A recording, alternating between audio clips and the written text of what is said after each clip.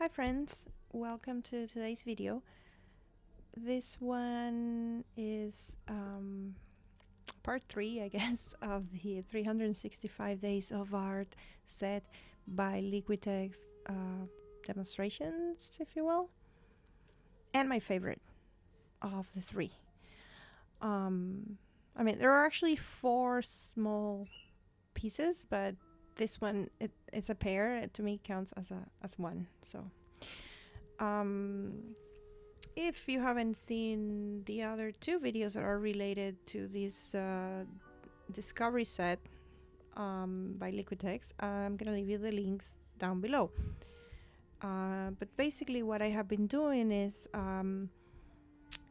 more than actually reviewing the products, I'm actually playing with different ideas that I haven't necessarily explored before in that particular way. But of the 3, this one was the only one that I actually planned ahead of time, sort of. It was the only one that I thought about and visualized, and is the only one that I created sort of like a concept for.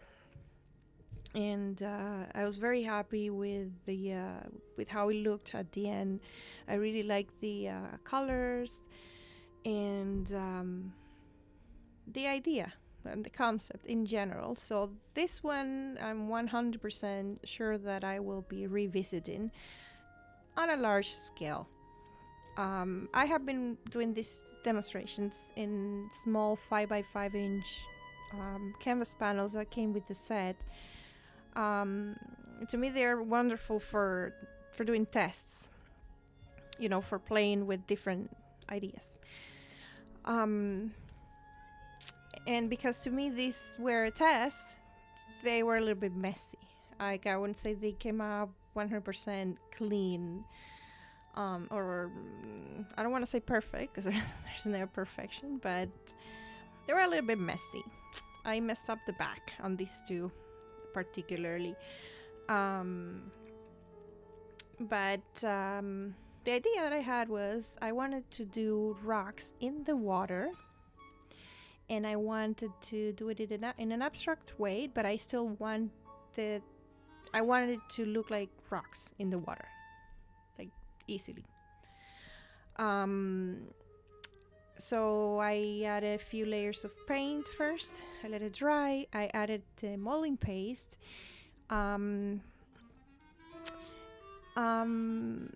I have on my notes that I should have added a lot more molding paste, because when it dries it shrinks a little bit, and you're gonna see what happens at the end. But once the paint dry, I added the molding paste. I let it dry for a while. I don't remember if I used the hair dryer for this one. I think I did actually, but I didn't dry it completely. It was like sort of in between. It was like not 100% dry, but not soft. And it allowed me to go back with the brush that came with the set, which, by the way, I don't know if I have mentioned this in the other videos, but the brush is wonderful. I really like it. I did everything with just that one brush. So the molding paste was soft enough that allowed me to go back with the brush and create some more textures. I also created textures with the use of the palette knife, no problem there. It's a very interesting medium, and there's endless things that you could come up with the molding paste. So I'm actually excited to incorporate that in my work. Then I let it dry completely, and then I went back and then added different values in the rocks, you know, the darks, the lights, the midtones, to sort of create the illusion of rocks in the water. The reason why I messed up the the small paintings at the end was because when I did the pouring, I wanted to do the pouring only in the water portions, and you're gonna see that in a bit. Um, the first thing was that I had to mask.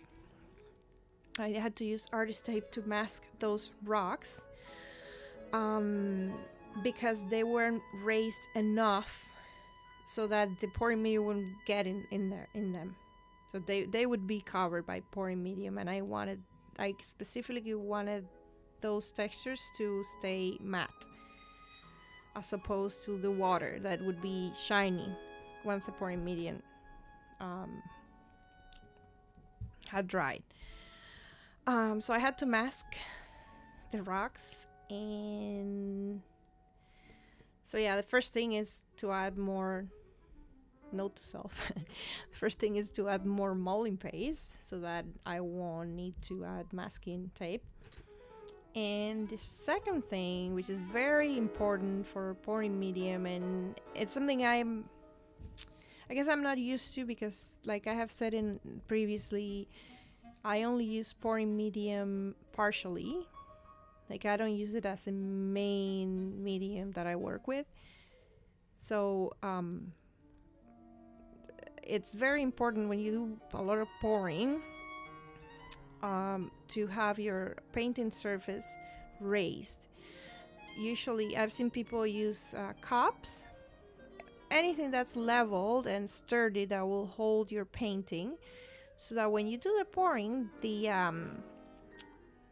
excess, it's gonna fall down in whatever surface it is you're working. You can use, in this case, I had wax paper underneath the paintings. And what happened was, because the paintings weren't raised, they were just sitting in a tray on top of wax paper. Once I did the pouring, it went underneath the paintings, and it got stuck to it. So I ruined the back of those paintings. It didn't affect the front, but I mean that would have been a huge waste if I was working, in an actual serious project. So that's very important to raise your painting surface when you're using a lot of pouring medium. At this point, I was happy with the painting portion of it. So that's when you're going to see me mask the rocks. I was happy with the textures that I created, but again, the molding paste shrunk a little bit once it dried. So yeah, I had to use the artist tape to be able to not get the pouring medium over the rocks. At the very end, it worked. I figured a way to to get away with it, but it was a little bit tough for me. I masked the rocks. I did the pouring. As you can see, my paintings are just sitting on top of the wax paper in a tray, and that's a big no. You should have something underneath the paintings, so that. How many times have I said it? I don't know. You get the idea. Just put a cup underneath the paintings or something. And as you can see, because there was not enough molding paste, it did cover the tape. At that point, I freaked out. I was like, "Oh my god! When this dries out, I don't know how I'm gonna be able to take the masking tape." But I came up with the idea of using an X-Acto knife. So I waited. I was able to get the back sort of figured out. I ruined it, but it was okay. And then I went back with the X-Acto knife and I went over the borders of the rocks, so that when I would lift the tape, I wouldn't ruin the rest of the parts that have the pouring medium, because I wanted the pouring medium to be sort of like even in the water parts. I'm not the greatest with the X-Acto knife, so I'm not gonna lie, it didn't come out perfect. But my way of solving this issue is to use more molding paste, so that there won't be a need to mask the rocks.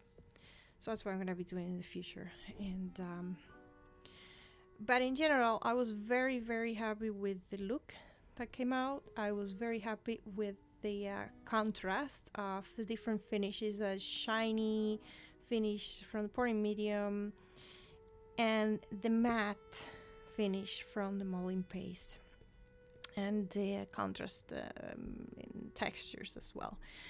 So this is what it looked like at the end. I thought that it was wonderful, and like I said, I'm definitely gonna be revisiting. That's it for today. I hope you enjoyed and I made sense. To my new subscribers, welcome. Very happy to have you. Thank you so much for watching, and I'll see you on my next one. Bye.